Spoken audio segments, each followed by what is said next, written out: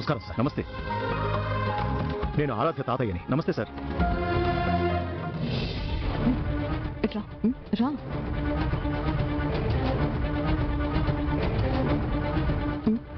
మా గురించి ఆవిడెవరో మాట్లాడింది.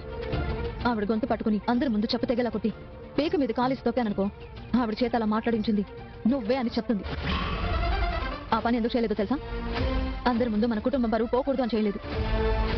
అంతే తప్ప నిన్ను క్షమించో, నీ మీద జాలిపడో కాదు. పిచ్చి పిచ్చి వేషాలు వేశావంటే తోలు ఒలి చేస్తాను, జాగ్రత్త. పద.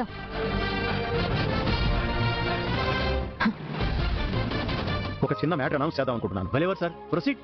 Thank you. అందరికీ నమస్కారం. నేను ఆరాధ్య తాతయ్యని. నా మనవరాలు ఈ స్కూల్లోనే చదువుతుంది కాబట్టి ఈ స్కూల్కి నా కంపెనీ తరఫున 10 లక్షలు డొనేషన్ ఇద్దాం అనుకుంటున్నాను. అతని ఈ స్కూల్లో జాబ్ మానేయమని చెప్పారు కాబట్టి మిమ్మల్ని ఆహ్వానించడం కోసమే మీ ముందే మీ చేత్తోనే మావి గారి చేత ఇదే స్కూల్కి డొనేషన్ ఇస్తుంది. మొన్న మీరు అడిగితే సంతకం చేయని మావయ్య అవని అక్క చెప్తే సంతకం చేశారు. ఇప్పుడు మీకు చెప్పకుండా మీకు తెలియకుండా మావయ్య గారి చేత చిక్కిపిస్తోంది. అంటే మీ ముందు తనేం చేయగలదు చేసి చూపించడానికి ఇలాంటివన్నీ చేస్తుంది. నువ్వు అన్నది నిజమే అనిపిస్తుంది.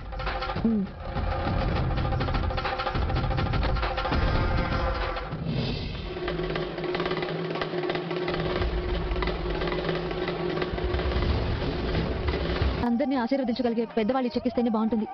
అందుకే మా అత్తయ్య మావయ్య గారి చేతుల మీదుగా ఈ చెక్కి స్కూల్ మేనేజ్మెంట్ కి ఇవ్వాలని కోరుకుంటున్నాను. మీరు ఇంత గొప్పగా ఆలోచిస్తున్నప్పుడు ఎలా కాదంటాను చెప్పండి. వాళ్ళని ఇవ్వమని చెప్పండి.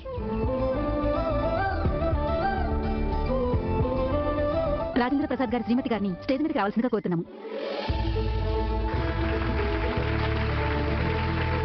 ఎదుగుండి మావయ్య గారు.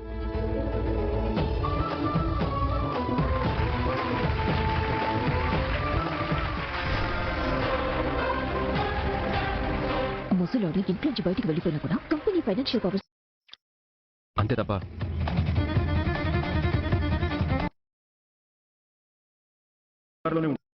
వాళ్ళని ఇవ్వమని చెప్పండి.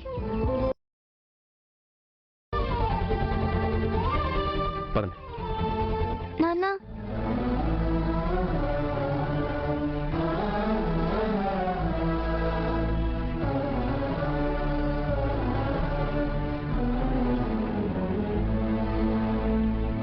ఏంటమ్మా? మీ అమ్మా నాన్నల ఫంక్షన్ కి రారని మా ఫ్రెండ్స్ అందరూ నన్ను ఏడిపించారు.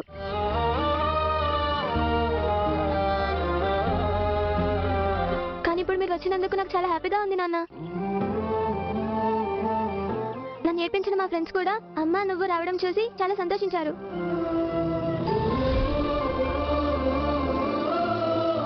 నా కోసం నువ్వు వచ్చినందుకు చాలా థ్యాంక్స్ నాన్న. మీ నాన్న నీ కోసం ఏమైనా చేస్తారమ్మా. అయితే నా కోసం నువ్వు అమ్మతో కలిసి ఉండొచ్చుగా.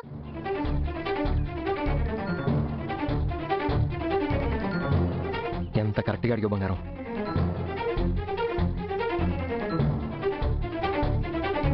నా కోసం ఏమైనా చేస్తానన్నావు కదా. ఏమైనా చేస్తానంటే నేను చేయగలిగింది మాత్రమే అని అర్థం. అంతే తప్ప జరగని వాడి గురించి కాదమ్మా. వస్తానంటుంది కాబట్టి నా కూతురు ఇబ్బంది పడకుండా, తను బాధపడకుండా జాగ్రత్తగా చూసుకోండి. మాకు చూసుకోవడం తెలియదు చెప్తున్నావా? నా కూతురికి ఎలాంటి ప్రాబ్లం వచ్చినా ఊరుకునేది లేదు అని చెప్తున్నాను పల్లవి. వెళ్దాం పదండమ్మా.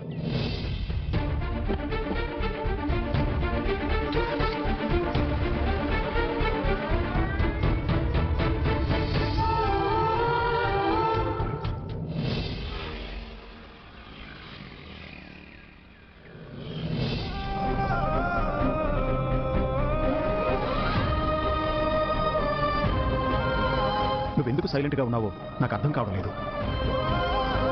ఏమైంది మావయ్య గారు? ఆరాధ్య వాళ్ళ నాన్నతో వెళ్తానంటే వద్దని చెప్పకుండా ఏమీ మాట్లాడలేదేంటి? పాప వాళ్ళ నాన్న దగ్గరికి వెళ్ళడం తప్పు కాదు కదా మావయ్య గారు. వాడు ఆరాధ్య నీకు దగ్గర కాకుండా ఉండడానికి ఎన్నో ప్రయత్నాలు చేశాడు. అలాంటి వాడి దగ్గరికి నువ్వెందుకు పంపించావు? ఆరాధ్య ఎవరి దగ్గర ఉండాలనుకుంటే వాళ్ళ దగ్గర ఉండొచ్చని కోర్టు తీర్పిచ్చింది. అది గుర్తు పెట్టుకుని నీతో చెప్పాల్సిన అవసరం లేదన్నట్టుగా ఒక్క మాటైనా నీతో చెప్పకుండా ఆరాధ్యని తీసుకెళ్లిపోయాడు. నువ్వు వద్దని చెప్తే తీసుకెళ్లేవాడు కాదుగా. ఏం మాట్లాడకుండా సైలెంట్ గా ఉండడం నాకేం నచ్చలేదమ్మా. మీరు ఒక విషయం ఆలోచించలేకపోతున్నారు మావయ్య గారు. ఆరాధ్య నా దగ్గర ఉన్నందుకు ప్రతి క్షణం తను ఓడిపోయినట్టుగా ఫీల్ అవుతున్నారు. ఏ భార్య అయినా తన భర్త ఓడిపోవడాన్ని ఇష్టపడుతుందా చెప్పండి? యుద్ధంలో ఓడినా జీవితంలో ఓడినా భరించగలరేమో కానీ భార్య ముందు ఓడిపోవడం ఏ మగాడు భరించలేడు. భర్త ఓడిపోవాలని ఏ భార్య కోరుకోదు మావయ్య గారు. ఆయన ఓడిపోకూడదని ఆరాధ్యని వాళ్ళ నాన్న దగ్గరికి వెళ్ళమని నేనే చెప్పాను మావయ్య గారు. నువ్వు చెప్పావా? అవును మావయ్య. తన కూతురు తనకి ఎక్కడ దూరం అవుతుందో అని ఆయన బాధపడుతున్నారు. ఆ బాధను ఎవరికి చెప్పుకోలేక దాన్ని కోపంగా ద్వేషంగా మళ్ళీ నా మీద చూపిస్తున్నారు. ఆయనకి నా మీద ద్వేషం పెరిగితే మా మధ్య దూరం మరింత పెరుగుతుంది. మేము మళ్ళీ కలుసుకునే అవకాశాలు తగ్గిపోతాయి. పంతాలకి పోతే బంధాలు నిలబడవు మావయ్య గారు. నెగ్గడం వల్ల కలిగే లాభాల కన్నా తగ్గడం వల్ల కలిగే ఉపయోగాలు ఎక్కువగా ఉంటాయని మీకు తెలుసు కదా మావయ్య గారు. తల్లిగా నా కూతుర్ని నేను ఎంత ప్రేమిస్తున్నానో తండ్రిగా తన కూతురు మీద తనకు కూడా అంతే ప్రేమ ఉంటుంది. అందుకే ఆరాధ్యనే వాళ్ళ నాన్న దగ్గరికి వెళ్ళమని స్కూల్కి రాకముందే ఆరాధ్యకి చెప్పాను.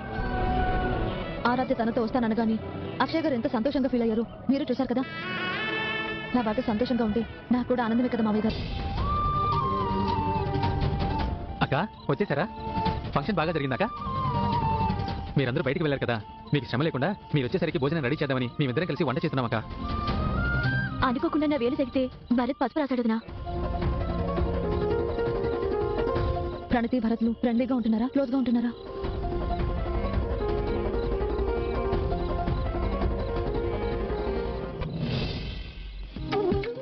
రా బంగారం, ఆరాధ్య వచ్చేసావా బంగారం?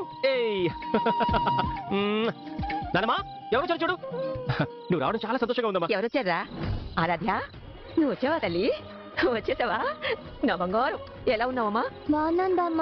ఆరాధ్య, నీకు ఇక్కడ ఎన్ని రోజులు ఉండాలనిపిస్తే అన్ని రోజులుండు. నీకు ఇష్టమైనవన్నీ చేసి పెడతాను, సరేనా తల్లి? ఆరాధ్య, నీతో ఆడుకుని చాలా రోజులైందా, మనం ఆడుకుందామా?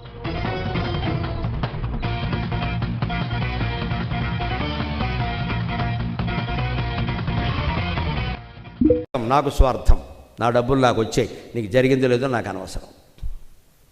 ఇదే మాయ. నువ్వు చదువు, అవుతాయి. 4 లక్షణాలు చెప్పాడు హనుమంతుడా. నీకున్నట్టుగా ఈ 4 లక్షణాలు ఎవరికి ఉంటాయో వారికి అవుతాయ్యా. ఏమిటా 4? ధృతి, దృష్టి, మతి, దాక్ష్యం. ధృతి ముందు ధైర్యం ఉండాలి పని చేయడానికి. ప్రతిదానికి భయపడితే పనులు ఎలా అవుతాయండి? మైళ్ళ కొద్దీ నడవాల్సి వస్తుంది ఒక్కోసారి ఒక లక్ష్యం సాధించాలంటే. అన్ని చోట్ల విమానాలు ఉంటాయా, కార్లు ఉంటాయి, సిద్ధపడాలి. అమర్నాథ్ యాత్ర చేసేవాళ్ళు ఎంత యాత్ర పడుతున్నారు. అంత ఓపిక లేనప్పుడు మానేయాలి. అందుకని ప్రతి చోట అక్కడ శివుడి దగ్గరికి వెళ్ళే వరకు కూడా విమానం ఉంటే ఇంట్లో కూర్చోరాదా, దేనికి వచ్చిన గొడవ ఇది. ఓ 14 కిలోమీటర్లు నడవాలి. అయ్యప్ప శబరిమల అయ్యప్పని చూడాలంటే కనీసం కొంత దూరం నడిచే వెళ్ళాలి, వేరే దారి లేదు అక్కడ. వెళ్ళదలుచుకుంటే వెళ్ళి లేస్తే మానే. నీకోసం అయ్యప్ప వస్తాడేంటి ఇక్కడికి? మన కోసం అన్ని సౌకర్యాలు ఉండవు, మానేయడమే, మనసులో ధ్యానం చేసుకోవడమే. అందుకని ధృతి ముందు ధైర్యం ఉండాలి, దృష్టికి ముందు చూపు ఉండాలి. ఏదైనా పని అవ్వాలంటే అక్కడ డబ్బులు అయిపోతే పరస ఎవడన్నా కొట్టేస్తే, దారిలో సుదీర్ఘ ప్రయాణం ఏదో పెట్టుకున్నామండి, పరస కొట్టేస్తే. అందుకే ప్రయాణాలు చేసేటప్పుడు ఎప్పుడు దగ్గరున్న డబ్బుని 4 జేబుల్లో దాచుకోవాలి. ఒక్క చోటే మొత్తం మన సాఫ్ట్వేర్ ఇంజనీర్ కుర్రాళ్ళు ఉన్నారు మహానుభావులు, ఒక్కొక్కడు గుండెత్తు బస్తా అంత పరస పెడతాడు. ఇక్కడ గుండెత్తు బస్తా 1 క్వింటాల్ రాయి ఇంతలా ఉంటుంది. కార్డులు అందులోనే, డబ్బులు అందులోనే, వాళ్ళ ఆవిడ ఫోటో అందులోనే, వీడి గర్ల్ ఫ్రెండ్స్ ఫోటోలు కూడా అందులోనే. ఆవిడ చూస్తే కొంపలు అంటుకుంటాయి.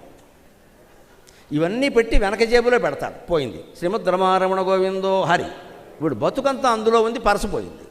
ఎప్పుడు పెట్టకూడదండి అలాగా. పైగా జీన్స్ ప్యాంట్లు వేస్తున్నారు కదా, ఒక ఉపాయం చెబుతాను, చేయండి. నా పిల్లలుగా భావించి 6 జేబులు ఉంటాయి కదా, జీన్స్ ప్యాంట్ అంటేనే 6 జేబులు 12 తోకలు. జేబులు ఉన్నది ఎందుకు? ఖాళీగా ఉండడానికే. జేబు ఖాళీగా ఉంటే జేబు ఎలా అవుతుందండి? డాబు. ఖాళీగా ఉంటే డాబు, పని చేస్తే జేబు. ఈ ఉన్న కార్డులు 4 చోట్ల పెట్టు, ఉన్న డబ్బులు 4 చోట్ల పెట్టు. ఇంత పరిస్థితికే పని లేక అదే బంగినపిల్లి మామిడి పండ, దాన్ని మళ్ళీ వెనక జేబులో పెడతాడు. బ్లేడుతో ఇలా అంటే మొత్తం వచ్చేస్తుంది. మీకు ఎక్కడి నుంచి వచ్చింది అనకండి, ఊరి చూశాను ఇలా. ఎప్పుడు ప్రయాణంలో డబ్బులు 4 చోట్ల దాచుకోవాలి, ఒక చోట పెట్టకూడదు.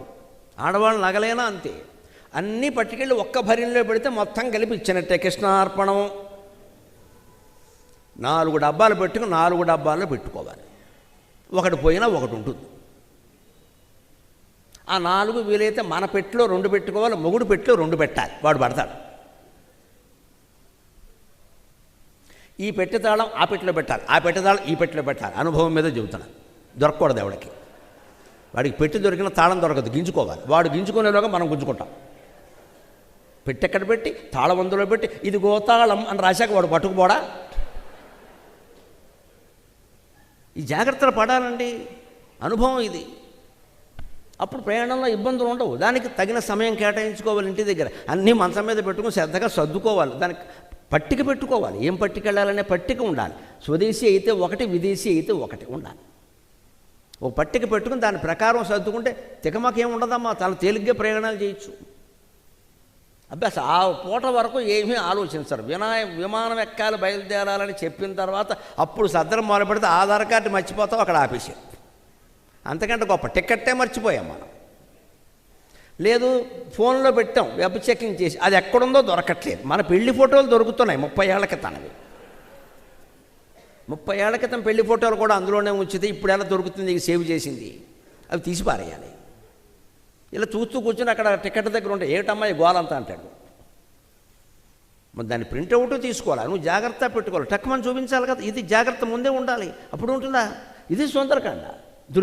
దృష్టికి ముందు చూపు.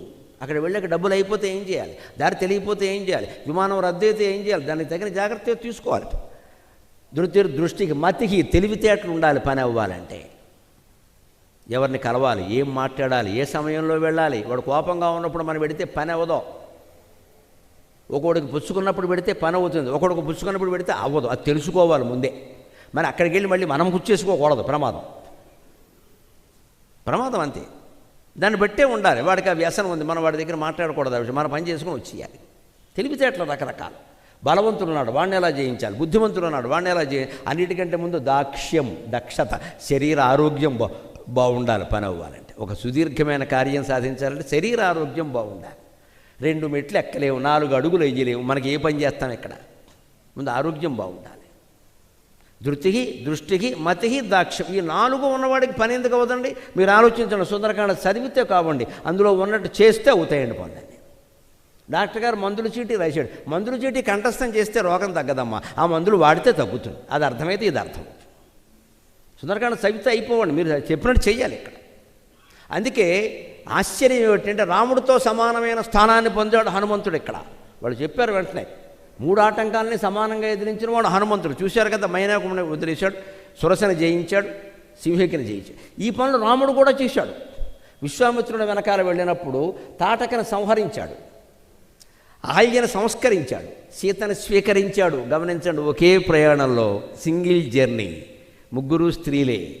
3 స్త్రీలతో 3 రకాలుగా ప్రవర్తించాడు రాముడు. తాటకను సంహరించాడు, అహల్యను సంస్కరించాడు, సీతను స్వీకరించాడు. ఎందుకంటే తాటక రాక్షసి తమోగుణాన్ని సంహరించాలి. అహల్య రజోగుణం, ఏదో పొరపాటుని చాపల్యానికి లోనైంది, రజోగుణాన్ని సంస్కరించుకోవాలి. లేకుండా చేసుకోకూడదు, మబ్బైపోతాం ఇక్కడ. చురుగ్గా ఉండాలి. కానీ సంసారం నిలబెట్టుకోవడానికి, సంసారం పాడు చేసుకోవడానికి కాదు చురుకుదనం. యాక్టివ్నెస్ మంచిదేనమ్మా, రియాక్టివ్ అయిపోకూడదు. ఇక్కడ మన సంసారం నిలబెట్టాలి, పిల్లలు బాగుండాలి, అందుకోసం చురుగ్గా ఉండాలి. పాడు చేసుకోవడానికి కాదు కదా. వాళ్ళు ఏదో పొరపాటు ఆలోచన చేసింది, కానీ తపస్సు చేసి సరి చేసుకుంది. అందుకని రజోగుణాన్ని సంస్కరించుకోవాలి. 3వది సీతాదేవి, పొరపాటున కూడా ఏ తప్పు ఉండదు ఆ మహాసాధ్యులు. మచ్చలేని చందమామ సీత